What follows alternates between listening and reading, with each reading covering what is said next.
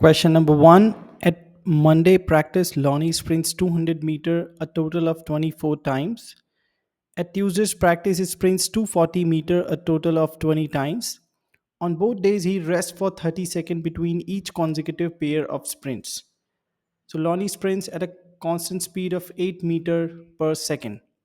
So question number one. On Monday, how many times does Lonnie take 30-second rest between the consecutive pair of sprints?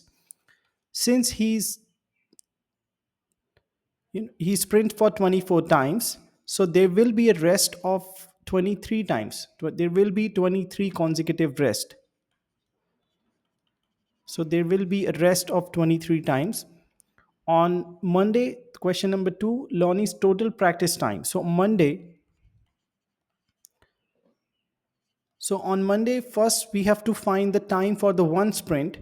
His speed is 8 meter per second. So the time for one sprint would be 200 over 8, and that is 25 seconds.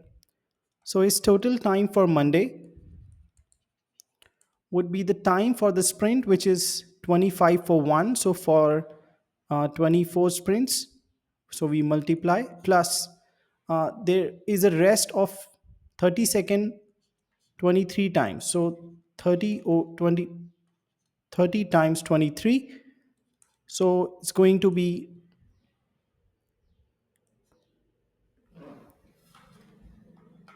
that's going to be 1290.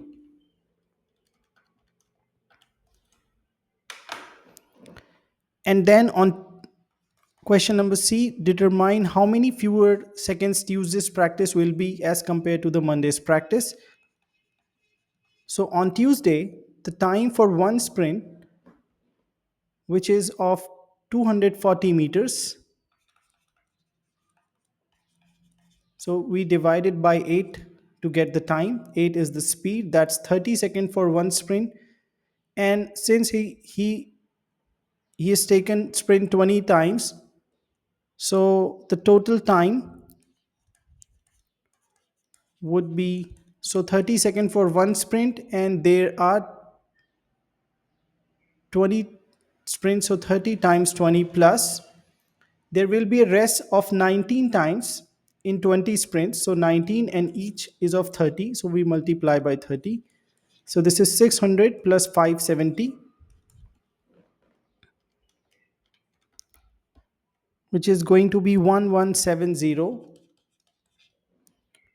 So the question is, what is the difference between the practice time on Monday and Tuesday? So the difference would be 1290 minus 1170, which is 122nd.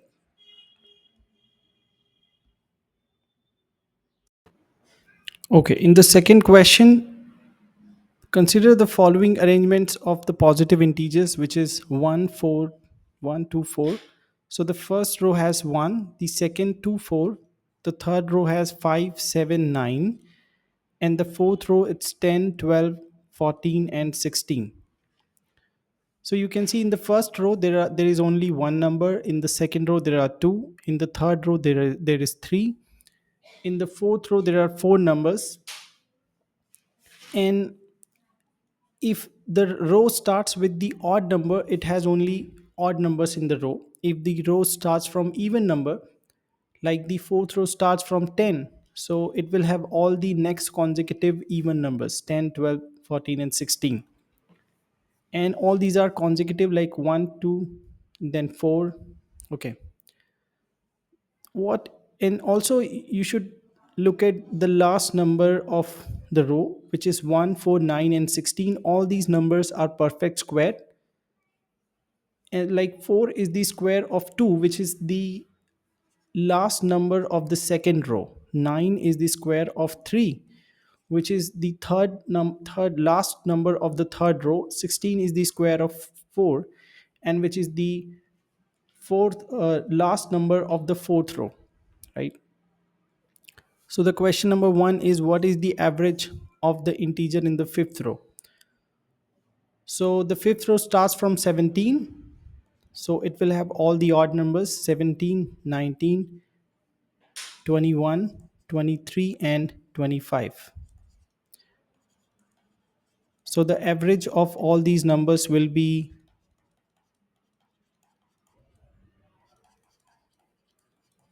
so divide them by 5, which is 105 over 5, which is 21. So 21 is the average. Question number 2. Which row has the integer 145 in its first position? So we consider that the nth row has the 145 as the first position. So the last number of n minus 1th row, so last number of would be 144. And we know that the last number is always a perfect square. So we can say that square of n minus 1 is 144, which is 12. So n is 13. So 145 is the first number of the 13th row. Look at the question number C. So determine the row and the position in which the integer 1598 appears. So 1598 is greater than the square of 40, and it is less than the square of 39. So let's consider the square of 40, which is 1600, and 1600 is the last number of the 40th row, right? So, and we can say it's the 14th, so 1600 is the 40th number of 40th row. So before 600, 1600, there will be 1598. So it is the 39th number of 40th row. It is the 39th number of 40th row. Question number D. The average of the integer of row R, 241. Determine the value of R. So 241 is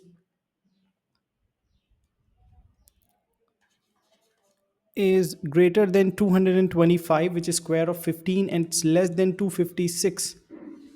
It means it is between the square of 16 and 15. So it means this is in row of, like, so we can say that 225 is the last number of 15th row. So first number of 16th row will be 226, and the last number of 16th row would be 256. If you find the average of these two numbers, 226 plus 256 over 2, that's 241. So it means R is equal to 200, sorry, R is equal to 16. So 241 lies in the row number 16. Okay, you must be knowing the divisibility test by 3 and 4. So if sum of all the digits of the number is a multiple of 3, then the number is divisible by 3. And if the number formed by last two digit of the number is a multiple of 4, then the number is divisible by 4. Question number 1, which is a 5 digit integer, which is 4b5b2, is divisible by 3. What are the possible values of non-zero digit b? So we add all the numbers and we get 2b plus 11. So now we substitute b with the different digits and we see whether we get a multiple of 3 or not. So if b is 1, this is 13. If b is 2, that's 18. That's 2, that's 15. If B is 3, it's 17. If B is 4, this is 19. If B is 5, this is 21. If this is 6, this is 23.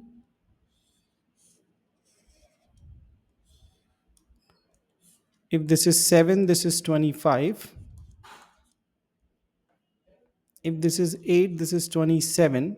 And if B is 9, this is 29, right?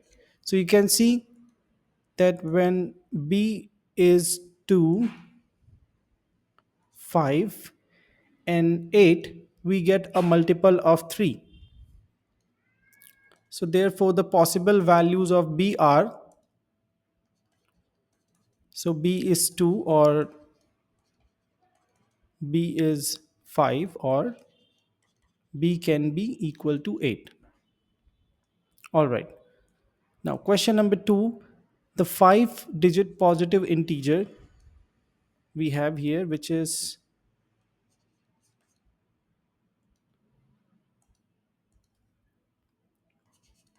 ABABA, is divisible by 4 but not divisible by 3. It's divisible by 4 but not divisible by 3. So let's talk about divisibility by 3. So what we do, we add all the digits first. So we get 3a plus 2b. Now it has now two parts, 3a and 2b. So this part is already divisible by 3, and this part can be divisible by 3 if, so 3a plus 2b will be divisible by 3 if if b is either 3, 6 or 9. So this will be divisible by 3 if b is 3, 6, and therefore, because in the question is given that it is not divisible by 3, we have possible values of b. Therefore the possible values of b are 1, 2, 4, 5, 7, and 8. It means except 3, 6, 9, all the digits. Now we know that ABA is divisible by 4, and according to the divisibility test of 4, BA, if it is divisible, then BA should be a multiple of 4. Okay. Now, because B has, so we make the possibilities. What are the possibilities? So B has these number possible. So if B is 1, so either A can be 2 or it can be 6. So the pair can be 1, 2 or 1, 6. If B is 2, then it can be either 4 or 8. So pair will be 2, 4 or 2, 8. If B is 4, then it can be either 4 or 8. So it can be 4, 4, 4, 8. If B is 5, A can be 2 or 6. So it's 5, 2 or 5, 6. If this is 7, then A can be 2 because 72 is divisible by 4, and 6. So 7, 2 or 7, 6.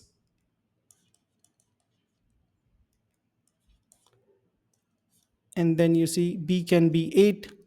So either A will be 4 or 8. So 8, 4 or 8, 8. So you can see there are 12 possible, There are 12 possible pairs are there. So different pairs of non-zero digits. So there are 12 possible pair of non-zero digits of A and B. Right. So this is the answer for the second one. Question number 3. A positive integer t is divisible by 15 but not divisible by 12. Determine the different number of triplets of non-zero digits A, B, C that are possible. So t is equal to,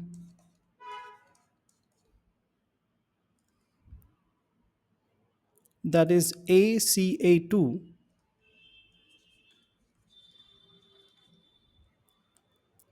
times BAC.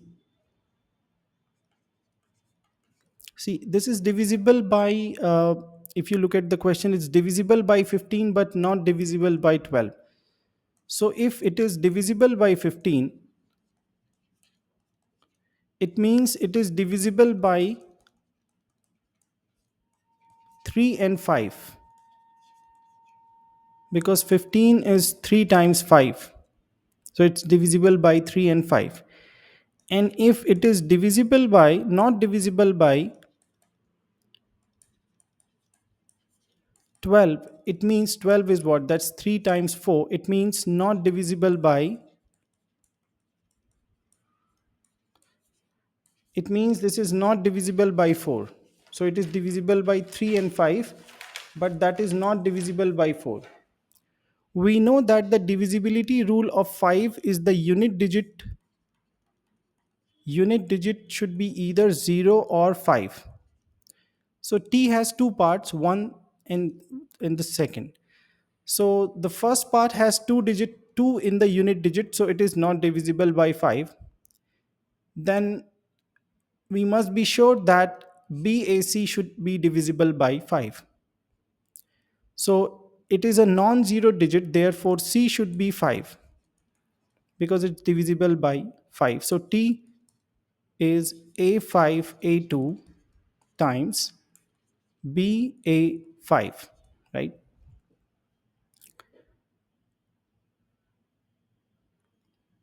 Okay. Now it is not divisible by 4. Or we talk about the 3 first, right?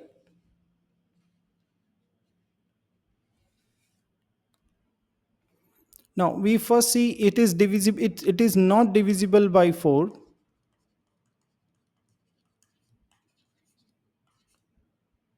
See, it's BA5 is already an odd number, so it is not divisible by 4. So either this is divisible by 4 or not. So it is not divisible by 4 for the values of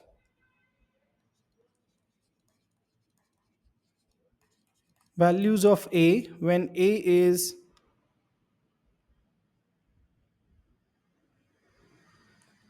1, 3,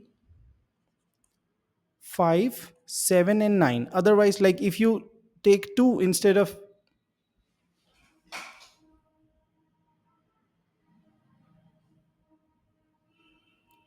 okay, so it is divisible by 4. So it is divisible by 4 if you take A is equal to 1, 3, 5, 7 and 9. Okay, so it is divisible by 4. So because it's given that it is not divisible by 4, therefore the possible values of A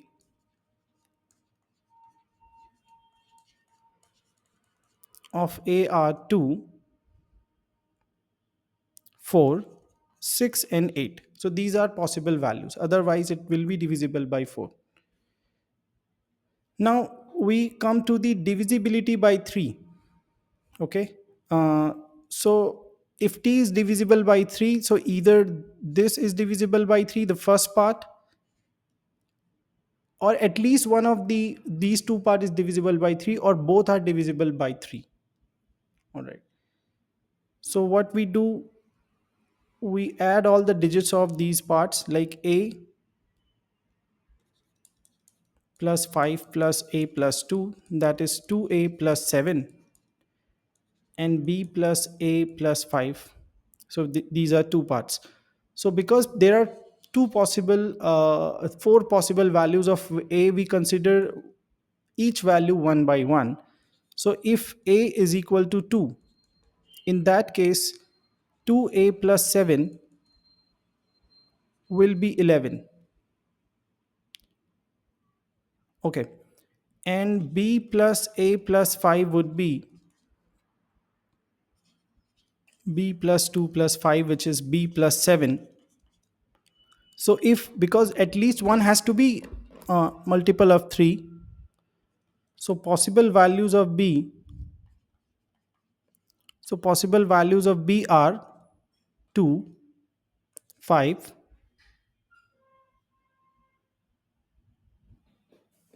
8, right? So these are three possible values. It means there are three triplets of a, b, c are possible. So three triplets of a, b, c are possible in this case. If let's say you consider a is equal to, what is the second possible value, 4, then 2a plus 7 has to be 15. And because now the first part is divisible by 3, then can be any b can be any positive integer. B can be any positive number from 1 to 9. So therefore we can say there are 9 triplets, 9 triplets possible of A, B, and C in the second case. So if B is 6, so what happened? If B is 6, A is 6, sorry. So A plus 7 would be 19.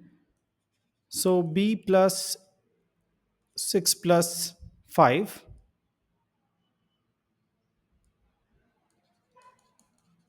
which is B plus 11, because one has to be, at least one has to be divisible by 3. So the possible values of B are 4. It can be 1, yes, 1, 4, and 7. So three triplets possible here also, three triplets possible.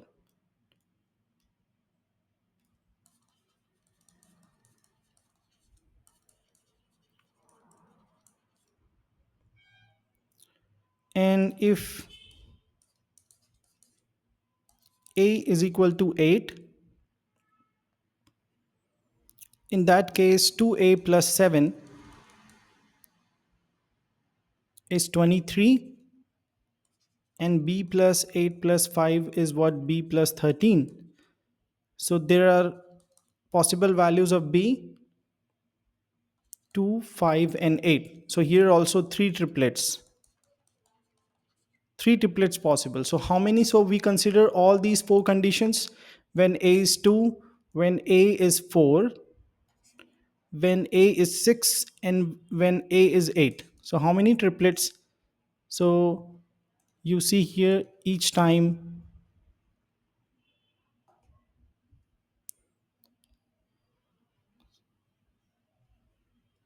so three triplets in the first condition, 9 in the second, in the third condition three triplets, in the fourth condition three triplets. So 3 plus 9 plus 3 plus 3, so that's 18 triplets possible. 18 triplets are possible, okay, of AB. So in question number 4, in a lab there are 50 computers from 1 to 50, and if both and each computer is connected to the other computer by a cord, if both computers are numbered even, let's say one computer number 2 is connected to computer number 6, then they will be connected through a red cord. Or if both are odd, let's say computer number 7 is connected to computer number 11, because both are odd, so they will be connected through a red cord. So we can say if they are of same parity, then they will be connected through a red cord. Or if one is even and one is odd, let's say computer number 8 is connected to computer number 15, so we can see one is even, the other is odd, then they will be connected through the blue cord. Okay. um, a route is a sequence of cords along which data can travel to get from one computer to the another. Okay, so data could travel from computer 5 to computer 12 directly. Let's focus on the question number 1. There is a route connecting computer 1 to computer n using only red cords. Since 1 is an odd number, and to get connected through the red cord, they should be of same parity. So we can connect by red cords only if the other numbers are also odd, because we've taken 1, so from 2 to 50 there are 24 odd numbers. So therefore the possible values of n are 24. 24 is the answer. Question number B.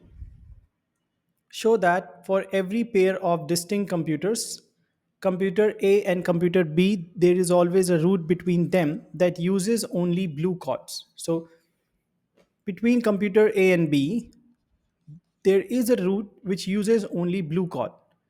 See, A and B computer, we take A and B computer. So two things we can consider: either both are even or both are odd. It means either they are of same parity.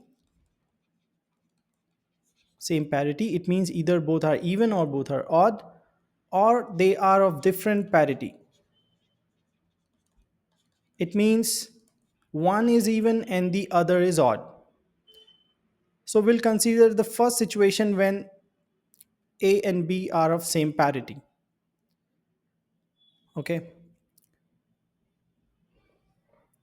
So if A and B are of same parity, so if they are connected to each other, they will be connected through a red cord. But if we consider another computer which has the different parity, let's say A and B both are even, but we take another computer which is numbered C and which is odd. So now A and B will be connected through the blue cord, A and C will be connected through blue cord, and C and B will also be connected through the blue cord. Okay. So if they are of same parity, we can see a route that uses only blue cords. If they are of different parity, it means one is even and the other one is odd. Let's say A and B, one is even and the other one is odd, then they will be definitely connected through a blue cord. And this case also we can say that there is a route that uses only blue cord. Okay, so in both the situation we can find a route which uses only blue cord. So in question number C, it's given that red and blue cords are randomly replaced by green and yellow cords. They are replaced by green and yellow cords, and um, between 1 and 50 there is no route that uses only green cord. Between 1 and 50 there is no route that uses only green cord. We have to show that there is always a route between 13 and 14 that uses only yellow cord. Okay, so that we have to show. Now, between 1 and 50, there is no route that uses only green cord as per the question. So, the cord which is connecting directly 1 to 50 must be yellow, isn't it? That must be yellow in all the cases. So, cord between 1 and 50 must be yellow in any case, right? Now, if between 1 and 50 there is no route that uses only green cord, so there should be yellow cord in between. So there can be four conditions. Condition number one, the cord connecting from 1 to 13 is yellow, or cord connecting from 13 to 50 is yellow. 13 to Condition number two, 13 to 50 is yellow. Or we can say cord connecting from 1 to 14 is yellow, or 14 to 15 is yellow. 14 to 50 is yellow. Okay, so case number one. In case number one, we assume that condition number one and condition number three is true. Condition number one and three is true. In that case, one cord connecting between 1 and 13 is yellow, and condition number 3 says that 1 and 14 is yellow. So 1 and 14 is yellow. In that case, you can see there is a root between 13 and 14 which uses only yellow cord. So we can see that from so we can see from 13 to 1, and from 1 to 14 uses only yellow cord which connects 13 and 14. All right, case number 2. In case number 2, we assume that condition number 1 and 4 is true. 1 and 4 is true.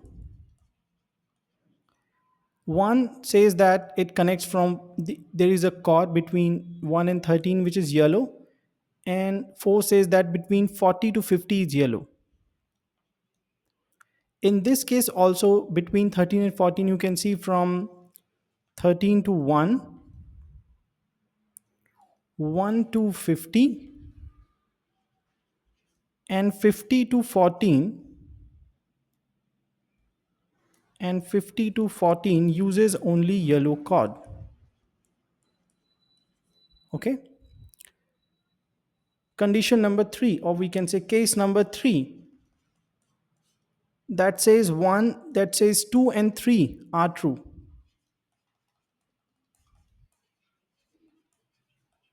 If 2 and 3 are true, so 2 says that there is a cord between 13 and 50 which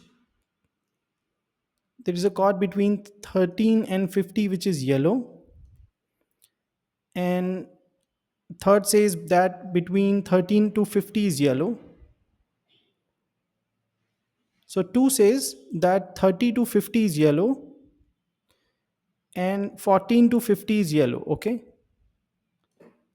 So in this case, you can see that cord connecting from 13 to 50, and then 50 to 14 is yellow. So there is a root between 13 and 14 in this case also, where all the cords are yellow. Now case number 4. The case number 4 says that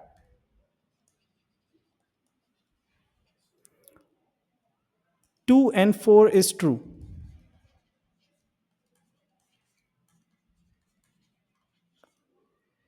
In that case, cord connecting between 13 and 50 is yellow, and then 14 to, okay, in case number 3, 1 to 14 is yellow. Okay, sorry. So in case number 3, 1 to 14 is yellow. In that case, from 14 to 1, in that case from 13 to 50, then 50 to 1, and then you can say from 1 to 14 is yellow. It means we can see there is a root which connects with 13 and 14 which is yellow. If case number 2 and 4 is true, 2 says it 13 connects 50 which is yellow, and between 14 and 15 is also yellow. So we can see in this case also 13 to 50 and then 50 to 14. So there is a root which uses only yellow cord. So every case we can see that there will always be a route which connects 13 and 14 that uses only yellow code.